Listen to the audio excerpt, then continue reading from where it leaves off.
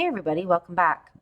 Today I thought we would take a look at my super early birthday present. Um, my husband knew that I had been eyeballing this and wanting this for a really long time, but I just couldn't spend the money to get it. It was too high of a price point for me. And so he purchased it for me for my birthday. And it's very early. Like I'm talking like 5 weeks early. Like my birthday's not until March. So early March. So he bought this for me and it showed up and then I told him to keep it and then he was like, you might as well just enjoy it and have it. So that's where we're at. That's absolutely, first of all, okay, so it's the Ritual Tarot, right? The second edition, the second printing of it. I believe she's calling it a second edition. So I've been really attracted to this from like day number one. Day number one, wanted it, loved everything about it, thought it was amazing. However, once you took like the price that she was asking in American and you converted it to Canadian and then added on your shipping amount, it was really close to $200, if not $200. So this is just my opinion. This is just me. This is just who I am. It was too high of a price point for me. I feel that it was just too much money. And I'm not saying it's not worth that. I'm not saying that, shame on the creator. That's not what I'm saying at all. It's just I have a certain amount of money that I allow myself to spend on a deck. It's a personal cap. Indie decks obviously hold a little bit of a higher price point, which is fine. You guys have seen my channel. I have tons of indie decks. There's so many indie decks that I haven't even gotten to even start making videos of yet. I'm a big supporter of indie decks.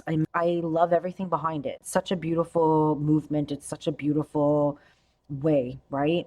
And it's very much about the artist and celebrating the artist and the artist, being in control of their own things, and I love it. There's everything I love about it. But when a deck is almost $200, that's too high of a price point for me. Unless it's like an old deck that's out of print and one that I really, really want or have been looking for.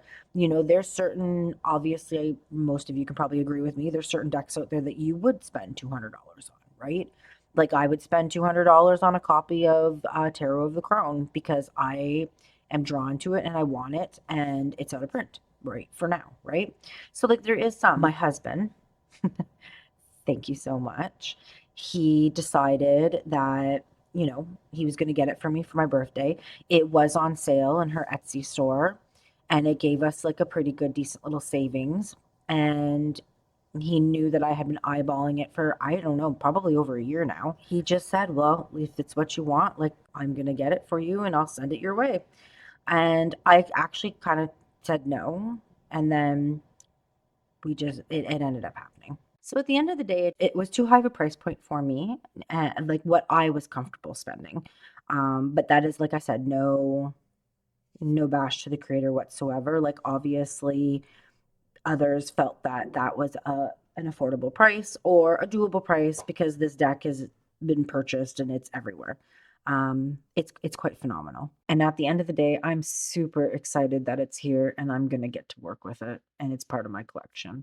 There's been a lot of videos that I've watched about it, and a lot of people have had really negative things to say about it.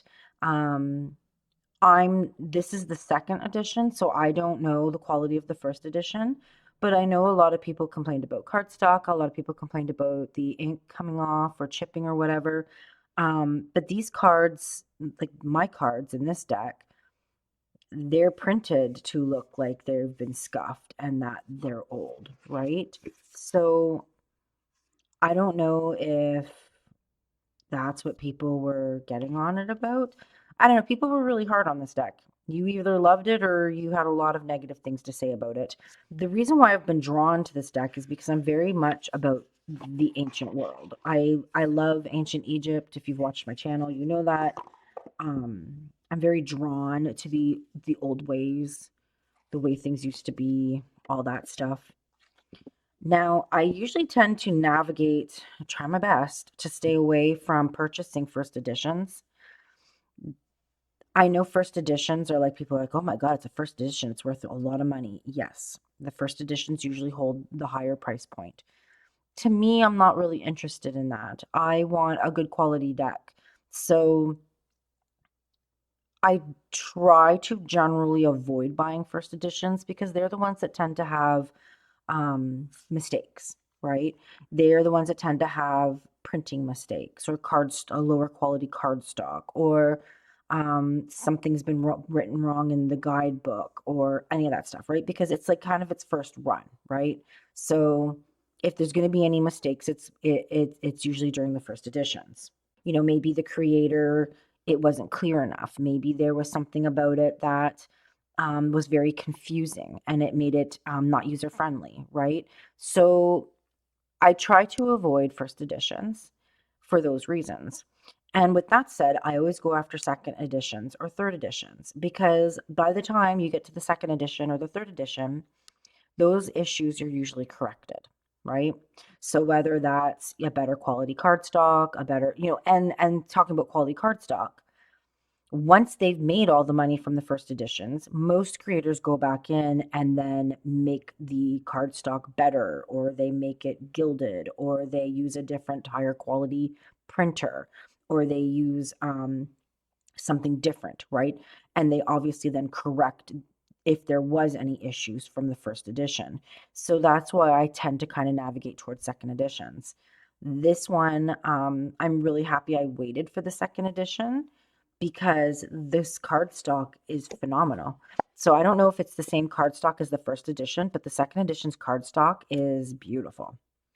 And it is printed to look like it's kind of chipped and worn and torn. So that's the way it's been done. I don't know, maybe the ink quality of the first edition didn't hold up. I'm not sure, but this to me looks like it's a good, well-made deck. And so, I mean, maybe those are just the issues that were corrected in this. I'm not sure. I love how she's done the backs, and I love how she's found a way to put the names discreetly on the cards. So if you do get stumped on what this card is, it's very easy to flip it over and look at the back and see like the fool's journey, right? And like I said, it's very discreet. It's not in your face. It's not, it's not crazy. And I appreciate that. I don't usually put my cards face down. I usually do my cards face up. So that won't bother me at all. And if I'm like, oh, what the frick card is this? Well, I'm learning the deck, right? It's here for me to look at, which I really appreciate. So I think that this is really smart, and I think that this is a brilliant way of doing that. And it doesn't change the fronts of the cards, which is amazing. I think the majority of the cards are pretty straightforward. To me, like when you look at them, it makes sense what they are, right? Um, like this is very obviously the Fool. It has a very strong Fool energy to it, right? And I'm not going to go crazy because everyone's seen this, and nothing has changed about this deck other than the backs, and as far as I know, and maybe the card stock.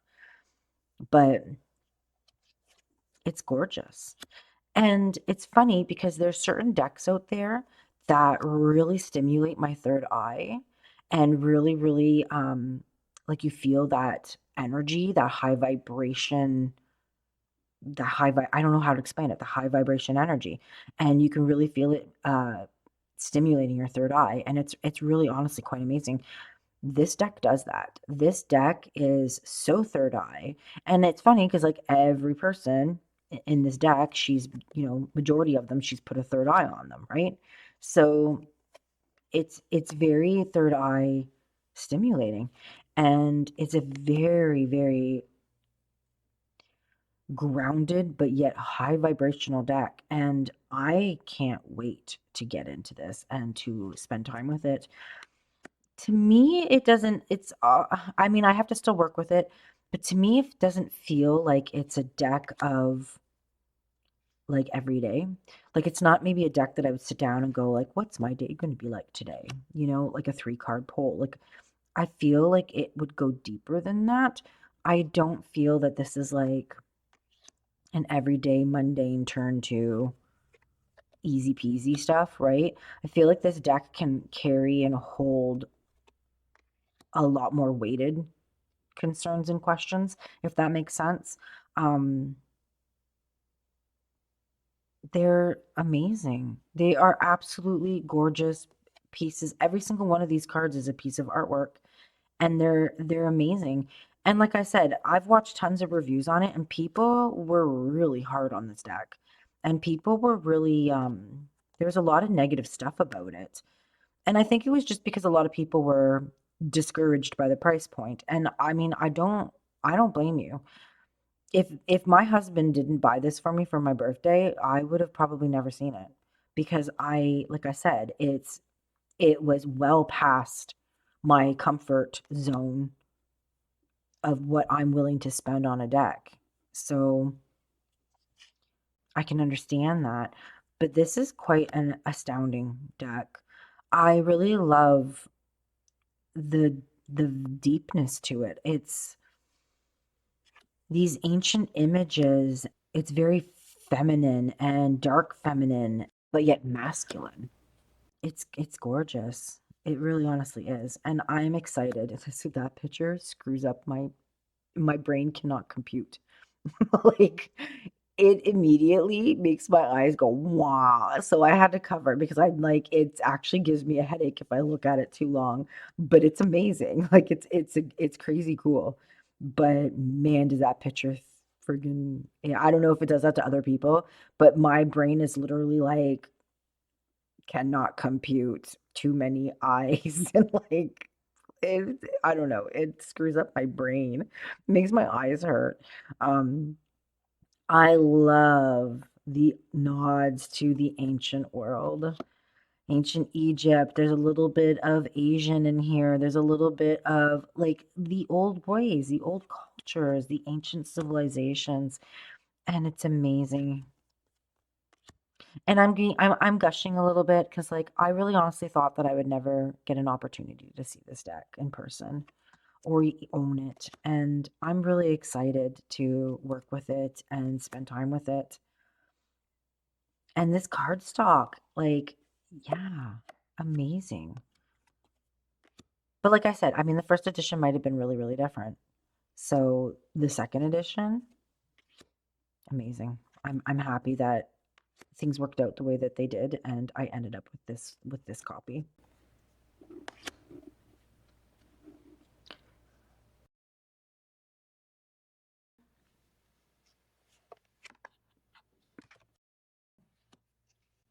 I know some people were kind of like hard on the number of like I know it was this one right here where everyone's like it doesn't even have the right number of things. This one right here. So this is what the five of wands. So we've got one, two, three, four. So I get that. That's not five wands. I keep looking at this picture trying to determine if maybe there's something we're not seeing because there's so much happening in these that it's easy to not see another one, right? Another wand somewhere. I know the cup cards. There was a couple cup cards that got that to me. I really like how she does the princess and then the knight and then the queen and the king. That is exactly how I like to read. I find that it's a very equal balance of young feminine and masculine energy and, older masculine and feminine energy.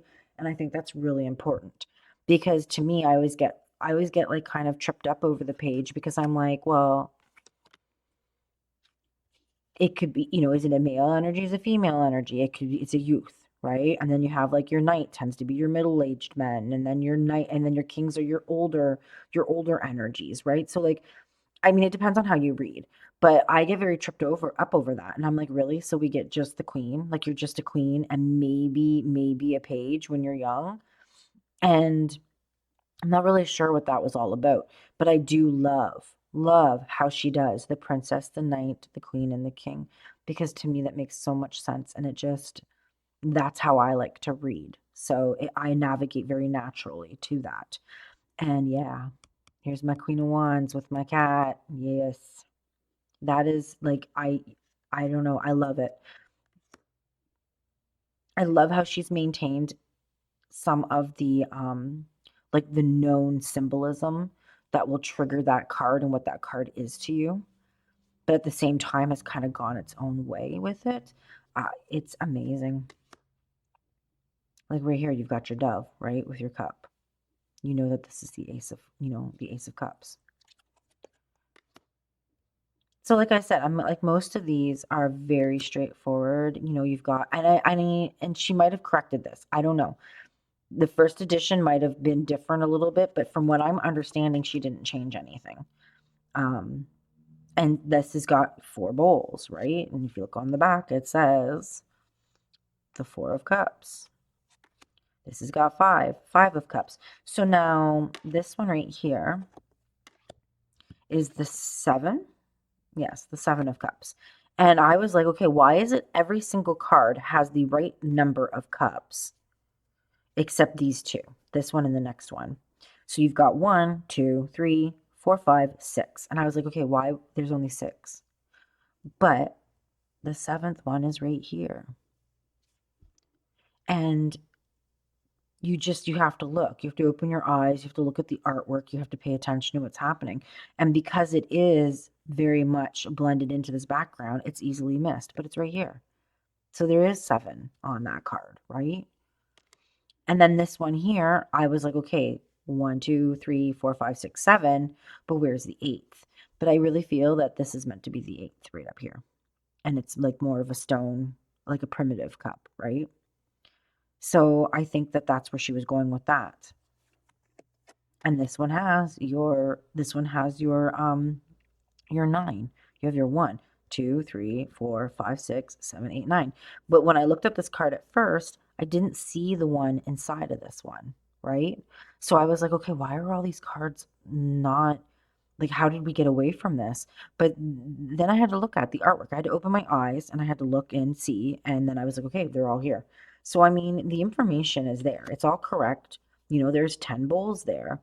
It's just sometimes they're kind of put into a different spot, right? Like the 6 of cups, that one kind of blends into the background, but it is there. You just have to look.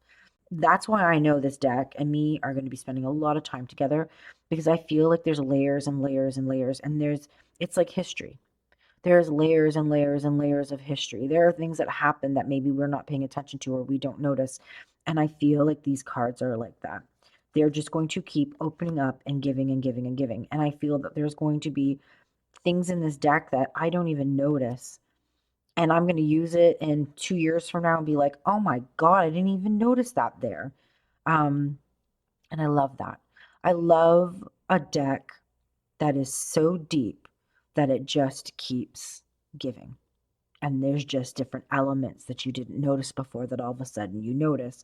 And I really enjoy that with a deck. And this is going to be one of those.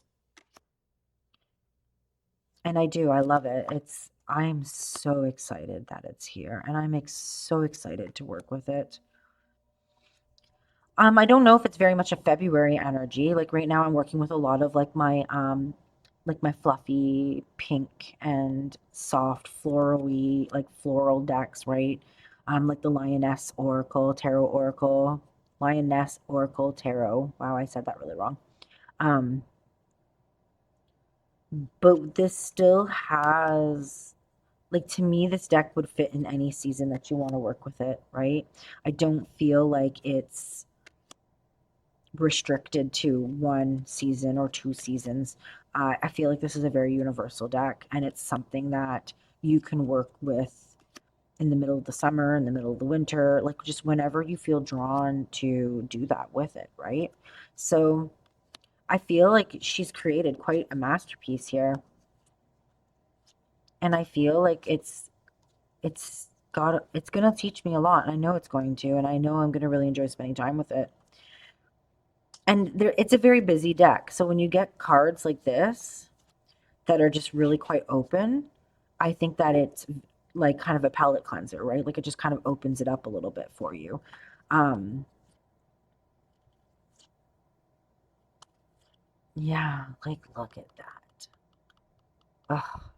The images, the art she's created is astounding. super glad that I kind of held out for this one, right? So I have to decide if I want to include this card into it, the Fool's Journey. And you know what? I really like what she says right here. And this is what just made up my mind. Let this card be a reminder that we all have the power to rewrite our stories. And I love that. So yeah, it's going in. That's an amazing way to look at that kind of stuff. And yes, the backs are not reversible, but like who cares? I'm sorry, I'm gonna be blunt about that, but like honestly, who cares? I mean, it's like I said, I don't lay my cards down. Like I mean, I do sometimes. Sometimes I do lay them down like face down. But majority of the time I just lay them because I like to look at all of them to get my um like to get what's going on, right?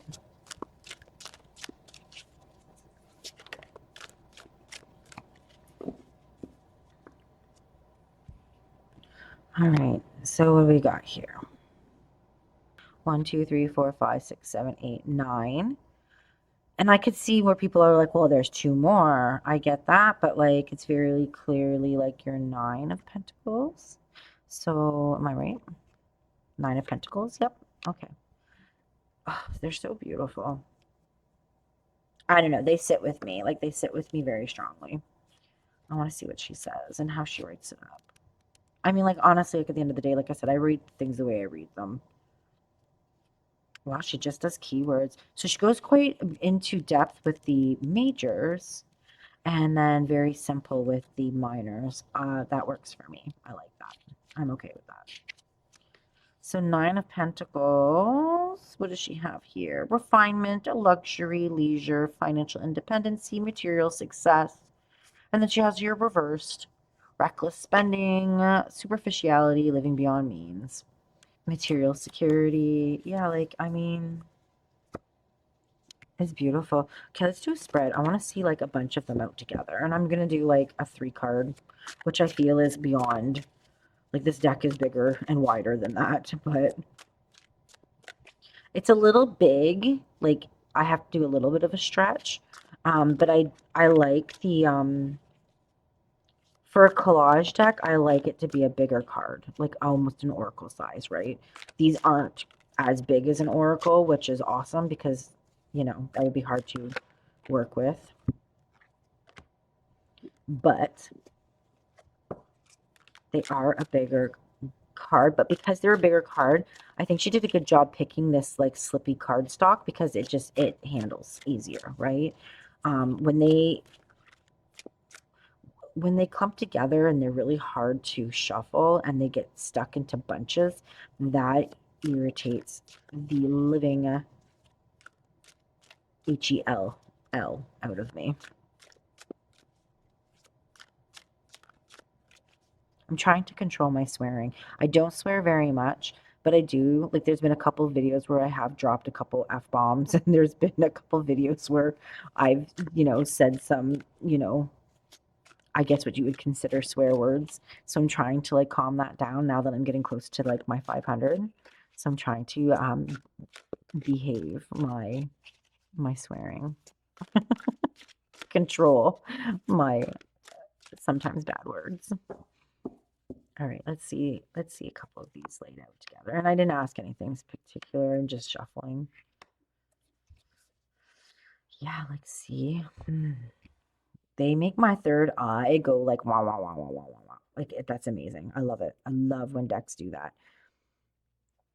They are very stimulating. So I'm gonna I haven't spent any time, so I'm gonna go like this. Obviously, as a king, so this is the King of Cups, right? Let's check. King of Cups. Yep. Okay, so that's clear. This to me is very clearly a queen. But no, nope, sorry, not a queen. I'm gonna take that back. This is a princess because she did put her cat in the queen. Yep, so that's a princess. Got it. And then I'm going to count 1, 2, 3, 4, 5, 6, 7, 8. I'm going to say this is the Eight of Pentacles. Let's see if that makes sense. And yes, it does. So, I mean, really at the end of the day, if you did have the copy that doesn't have the, like the titles on the back, you can figure this out. It's very clear to me, at least to me.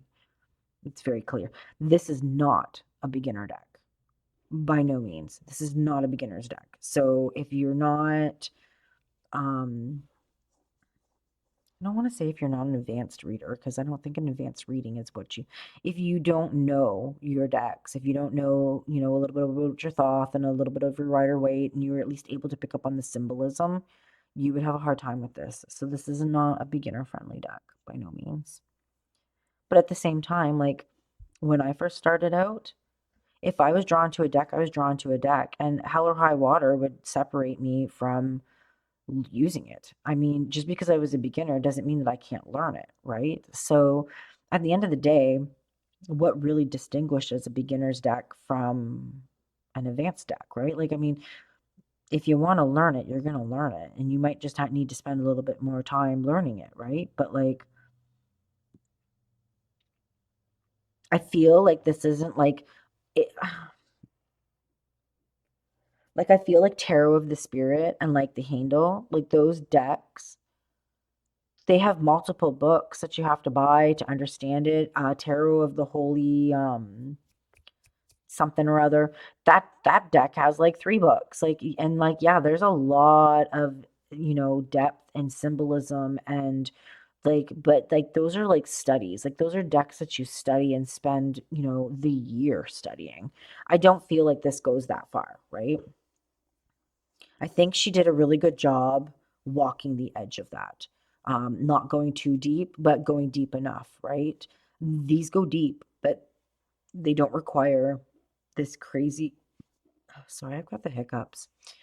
It doesn't require this crazy in-depth book, right? Like it leaves a lot to your intuitiveness, which is nice. So once again, we've got the 1, 2, 3, 4, 5, 6, 7, 8. So we got the Eight of Pentacles.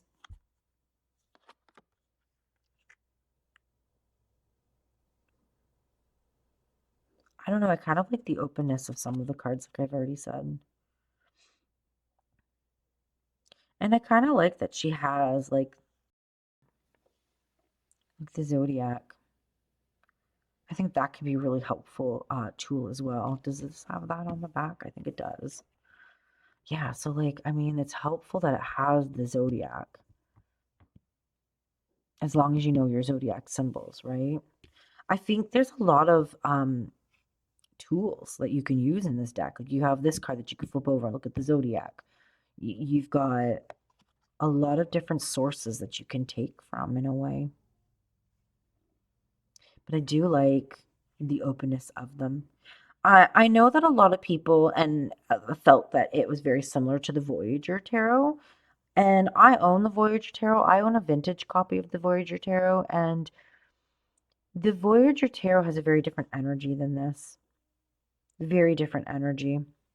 She has stuck completely to the ancient world in these cards. And the Voyager Tarot has like space elements, it has ancient elements, it has day-to-day elements, it has very mundane scenes mixed in with ancient stuff. But the Voyager Tarot is quite an astounding, amazing deck. Not the mass market edition that you can buy right now. Well, I guess they were all mass market, but you know what I mean? Like, not the edition that's not the current edition right now. It's not printed well. The pictures are very fuzzy. I ended up getting the a current edition of the Voyager Tarot, and I returned it, and then I went and bought an old used vintage copy of the Voyager Tarot, and it is night and day. So if you have a current edition of the Voyager Tarot and you're not enjoying it, go onto eBay and find yourself a vintage copy because it is completely different experience. Um, I love my vintage Voyager Tarot. I'm gonna say it's one of my most favorite decks, honestly. And they do have like that similar element in a way, but the Voyager Tarot energy is very different than this. Very different. I don't know. It still packs too hefty of a price point for me. However, it's well made and it's beautiful. And I'm glad that I got the second edition. I think the backs of the first edition, like this back here, I think it's beautiful. I love it. It's just a gorgeous symbol. But I feel like this has got some more use to it, right? Like I said, like you can refer to it and look at your zodiac symbols and all that different stuff. She's got stars in it too, and I wonder. Oh, it's the Ouroboros constellation. Very interesting. Yeah, I'm gonna have to like maybe spend a little bit of time. Does she talk about the backs? I just want to see if she talks about the backs at all.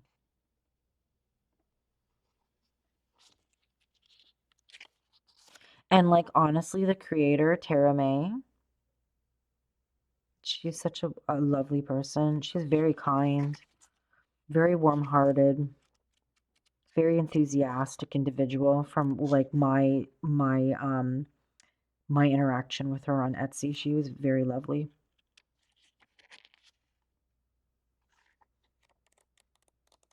They're beautiful. I hope she creates some more decks. I really do. I hope her next one is like witchy.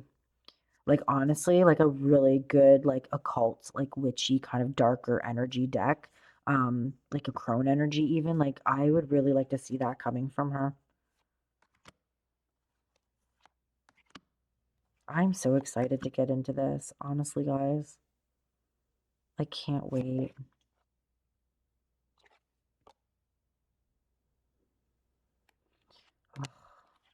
All right.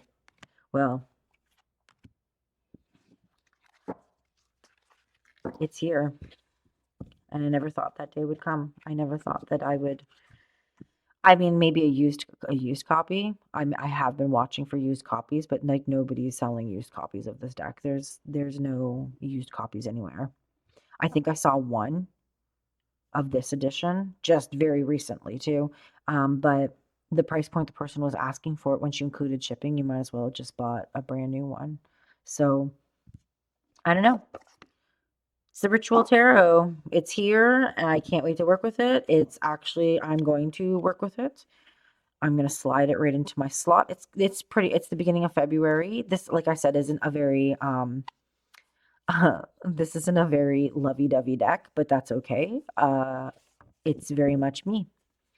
This is very much speaks on many different levels of my personality. That card gets me every time. Oh, I love it. I think it's a phenomenal image, but like my brain literally does not, it can't comprehend what it's seeing. And it makes my head go, wow. So, anyways, all right, well, I hope you guys enjoyed this video and my rant about the beautiful Ritual Tarot, the second edition, the marked edition. And if you did, like, subscribe, share, all that stuff. My new followers and subscribers, thank you so much. I appreciate it. I am trying my hardest to get to 500. I really, really want to get to that point, and I know that that's at this uphill battle. And once I get there, I'm good, but I got to get there.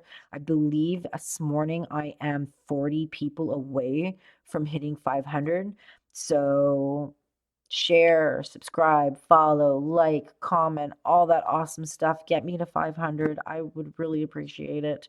Um, and then I can start doing some really cool things, guys, and I can start memberships and I can do some really cool stuff. So, thanks for watching, and I'll see you guys on the next one. Bye.